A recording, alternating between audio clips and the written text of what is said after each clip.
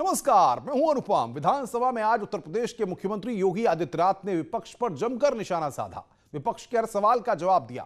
राम से लेकर परशुराम तक होने वाली सियासत पर मुख्यमंत्री योगी आदित्यनाथ दिल से बोले। बीएसपी, कांग्रेस, एसपी और आम आदमी पार्टी पर शब्दों के जमकर प्रहार किए। मुख्यमंत्री योगी आदित्यनाथ ने चुन चुनकर विपक्ष पर आज हमले किए। उनके सवालों का जवाब भी दिया और तंज भी कसा। हम आपको दिखाते हैं मुख्यमंत्री योगी का सदन में भाषण अनकट। जिन लोगों को राम के वास्तविकता पर ही विश्वास नहीं था, उन्हें राम की ताकत का एहसास अब तो हो रहा होगा। अब रोम की भाषा बोलने वाले लोग भी राम राम चिल्लाने लग गए हैं। भले वह परशुराम के माना ही क्यों न हो, लेकिन उन्होंने चिल्लाना तो शुरू किया है, क्योंकि राम का नाम तो ऐसा है कि आप जिस भी रूप में ले लें, राम के नाम पर ले लें, चाहे परशुराम के नाम पर ले लें और चाहे मरा के नाम पर ले लें, वो तो हर एक का उद्धार कर देता है। लेकिन उन लोगों ने भी ये भाषा बोलनी शुरू कर दी है, क्योंकि उन्हें मालूम है कि भारत के अंदर राम नाम से ही बेतरनी पार होने वाली है, बाकी कोई उसका आधार नहीं है। और इस देश की जनता जनार्दन ने बार बार साबित करके दिखाया है। ये वही लोग हैं जो तिलक और तिराजू की बात करके समाज को बार बार गाली देते थे, और आज फिर नए रूप में बने हुए उत्साह और उमंग के माहौल में किस प्रकार से जहर घोलने का कार्य कर रहे हैं, समाज देख रहा है। लेकिन राम का काज है, ये चलता रहेगा। और राम के इस काज के लिए मैं पूरे सदन को बधाई देता हूं, पूरे सदन के सभी माननीय सदस्यों को हृदय से बधाई देता हूं। अवश्य जवाब देगा। महोदय, देश वैश्विक महामारी कोरोना से जूझ रहा है और उत्तर प्रदेश भी उस महामारी से जूझ रहा है। पूरी दुनिया उससे त्रस्त है और पूरी दुनिया के अंदर जिस प्रकार का माहौल है, बड़ी पैमाने पर मौतें हुई हैं, करोड़ों की संख्या में संक्रमित लोग हुए हैं, व्यापक पैमाने पर अर्थव्यवस्था पर इसका असर पड़ा है, आस्था पर कहीं ना कहीं आस्थाएं आहत होती हुई दिखाई देती हैं। हम लोगों को भी मजबूरी में लोगों के लिए बोलना पड़ता है कि नहीं, पहले संक्रमण को रोकने के लिए हम जन आस्था को बचाएं, लोगों को बचाएं, और फिर इसके बाद फिर हमें बोलना पड़ता है कि हो सकता है कि कुछ समय के लिए हमें अपने पर्व और त्योहार स्थगित करने पड़े, और इसको करना भी पड़ रहा है। लोग कर रहे हैं, सहयोग कर रहे हैं। मैं अभिनंदन करूंगा समाज का, उन सभी का। बड़े बड़े पर्व और त्योहार हम लोगों ने आह्वान किया। रामनवमी का पर्व अयोध्या में नहीं होगा, अपेक्षित थी कि 2 करोड़ की भीड़ आएगी, और देखा होगा सब लोगों ने कहा कि नहीं, हम सहयोग करेंगे। आदरणीय प्रधानमंत्री जी का आह्वान था, लॉकडाउन होना, लॉकडाउन में सभी लोगों ने सहयोग किया। जनता कर्फ्यू में पूरा देश उमड़ पड़ा, एक साथ सब लोगों ने मिल करके उस अभियान का हिस्सा बन करके कार्यक्रम किया। लॉकडाउन में जो समय से ले गए निर्णय के परिणाम स्वरूप देश को बचाने में मदद मिली। लेकिन उस सब के बावजूद इस वैश्विक महामारी, सदी की सबसे भीषण संक्रमण कोविड-19 से इस लड़ाई को लड़ने की तैयारी जिस रूप में हुई है और जिस रूप में कर रहे हैं, महोदय, अगर मैं आंकड़े प्रस्तुत करूं उत्तर प्रदेश की भी और देश के प्रमुख राज्यों की भी। दिल्ली का एक नमूना उत्तर प्रदेश में आता है और उत्तर प्रदेश में आके कहता है कि उत्तर प्रदेश में कोविड के खिलाफ कोई रणनीति नहीं बन पा रही है। यानी जिन्होंने दिल्ली को बर्बाद किया, जिन लोगों ने उत्तर प्रदेश और बिहार के नागरिकों के साथ दुर्व्यवहार करके वहां से जबरन वहां से भगाया, बेशर्मी के साथ अपने चेहरे पर बेशर्मी ओढ़े हुए वे लोग आकर के यहां पर आकर के उल जलूल वक्तव्य दे करके किस प्रकार की बातें करते हैं। अगर मैं आंकड़े आपके सामने पढ़ूं, उत्तर प्रदेश की आबादी है महोदय आज के दिन पे 23 करोड़ 78 लाख, और उत्तर प्रदेश के अंदर कुल पॉजिटिव केस है 1,72,000 सक्रिय केस हैं 48,000, उपचारित हुए हैं 1,21,000, मृत्यु हुई है 2,700, कुल टेस्ट हुए हैं 41,84,900। हमारे पास 10 लाख पे केस कुल 744 हैं। मृत्यु प्रति 10 लाख में 12 है और मृत्यु दर है 1.6%। ये देश के अंदर न्यूनतम मृत्यु दर है। अपने उन नागरिकों की चिंता भी किया। 36 लाख से अधिक प्रवासी कामगार और मजदूर अलग अलग राज्यों में काम करते थे। उनकी सुरक्षित वापसी के लिए उत्तर प्रदेश परिवहन निगम ने, भारतीय रेल ने आदरणीय प्रधानमंत्री जी के अनुकंपा से जो व्यापक कार्य योजना बनाई, वे सभी लोग सुरक्षित आए। कोई कल्पना कर सकता है जिस राज्य में 40 लाख से अधिक माइग्रेंट लेबर आई हो, उस राज्य में संक्रमण किसी भी अन्य बड़े राज्य की तुलना में न्यूनतम स्तर पर है। और यह कार्य इसलिए हुआ क्योंकि एक टीम काम कर रही थी, एक मशीनरी काम कर रही थी। मैं इस अवसर पर नमन करता हूं अपने सभी कोरोना वॉरियर्स को, जिन्होंने सचमुच उत्तर प्रदेश का हेल्थ सेक्टर देश के और दुनिया के अन्य राज्यों की तुलना में या अन्य बड़े राज्यों में, विकसित राज्यों की तुलना में, विकसित देशों की तुलना में कमजोर माना जाता था।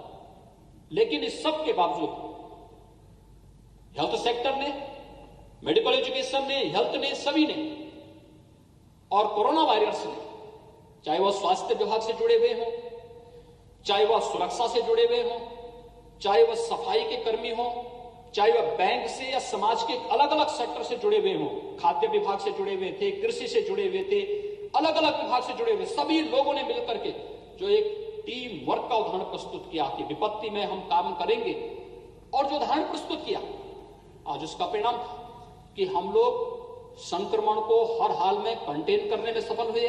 और उत्तर प्रदेश आज के दिन पर जहां एक सुरक्षित स्थिति में है, वहीं महोदय आज के दिन पर सर्वाधिक टेस्ट करने वाला राज्य भी उत्तर प्रदेश है। अपनी सीमित क्षमता के बल पर सर्वाधिक टेस्ट करने वाला राज्य भी उत्तर प्रदेश है। उत्तर प्रदेश के सामने 25 को लॉकडाउन होता है, मार्च को 27 तारीख को दिल्ली से जबरन उत्तर प्रदेश और बिहार के लोगों को भगा दिया जाता है। और उसके बाद जो स्थिति पैदा होती है, जिस प्रकार की स्थिति पैदा होती है दिल्ली बॉर्डर पर, गाजियाबाद में, नोएडा में, उत्तर प्रदेश परिवहन निगम ने अगले 48 घंटे के अंदर सभी 3.5 से 4 लाख उत्तर प्रदेश वासियों को भी और बिहार वासियों को भी सुरक्षित उनके गांव तक या क्वारंटीन सेंटर तक पहुंचाने का कार्य किया। ये उत्तर प्रदेश ने ही किया। महोदय, उत्तर प्रदेश ने उस दौरान हमारे प्रदेश के 12,500 छात्र कोटा राजस्थान में थे। यानी जब हम एक आपदा से लड़ रहे हैं, तब लोग बस के नाम पर स्कूटर का नंबर हमें दे करके मजाक बना रहे थे लोगों के साथ में। और यही सच्चाई नहीं सुनना चाहते, इसीलिए भाग करके बाहर गए हैं, क्योंकि इन्हें मालूम है कि जब ये सच्चाई सामने आएगी, एक्सपोज होंगे। न्यायालय में गए, न्यायालय ने भी इनको इस बारे में कहा कि जब प्रदेश सरकार लड़ रही थी, एक महामारी से लड़ रही थी, उस समय सहयोग करने की बजाय आप झूठे नंबर देकर के गुमराह करने का प्रयास कर रहे हैं, बाधा पैदा कर रहे हैं।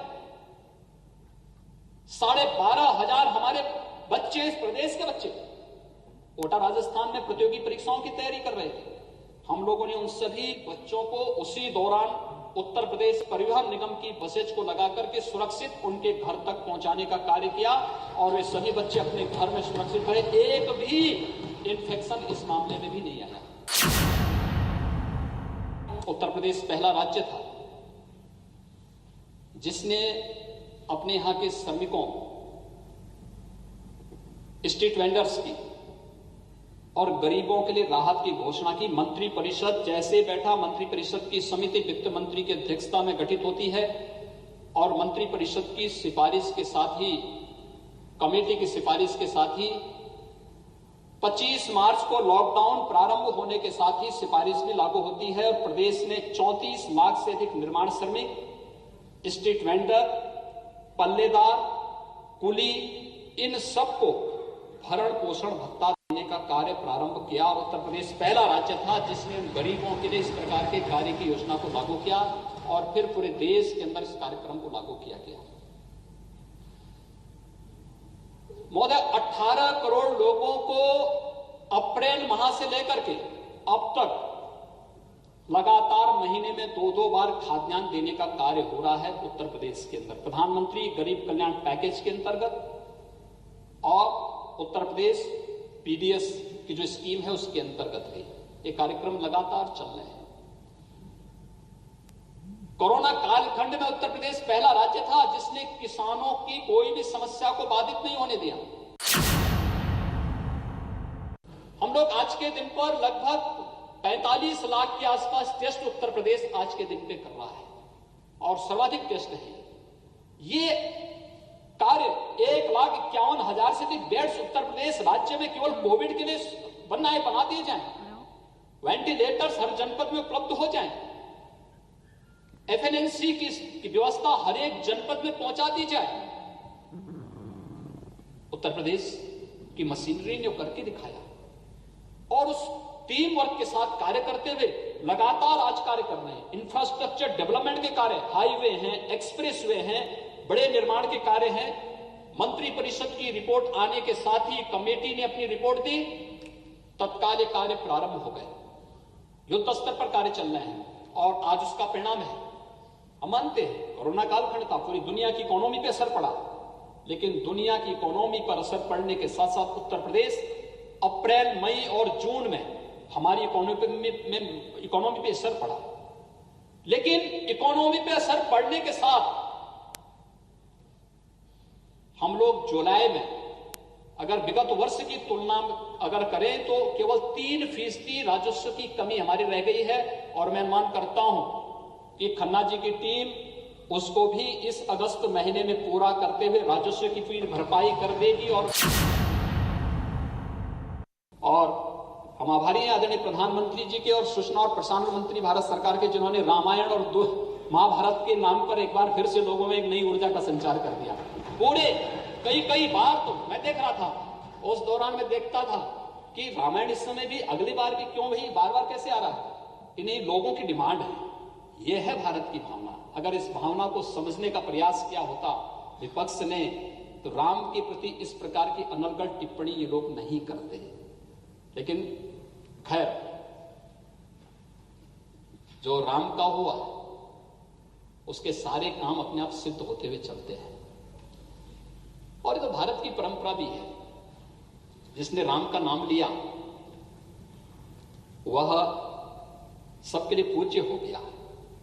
बजरंगबली हनुमान हो या फिर महर्षि वाल्मीकि हो, सबके लिए पूज्य हो गए, त्रिकालदर्शी हो गए। हर देश, हर काल परिस्थिति में हर प्रकार की मानवता के लिए पूज्य हो गए। लेकिन जिसने राम के साथ द्रोह किया, मारीच की तरह उसको दुर्गति को भी प्राप्त होना पड़ा है। माइग्रेंट लेबर को लेकर के स्वयं की चिंता किए बगैर उस दौरान में देखता था बहुत सारे विधायकगण जाते थे, उनके लिए शिविर लगाते थे, भोजन वितरण करते थे, लोगों को राहत देते थे, उनको सुरक्षित पहुंचाने का कार्य करते थे, एक गांव का विजिट करते थे। मुझे फोन करके बोलना पड़ता था कि भाई देखो, अपना स्वयं का बचाव पहले करिए, अपना बचाव करते हुए फिर हमें बचाव के कार्यक्रम को आगे बढ़ाना है। और इस कार्यक्रम को करते करते हमें अपने 2 मंत्री भी खोने पड़े। ये हमारे लिए एक त्रासदी है।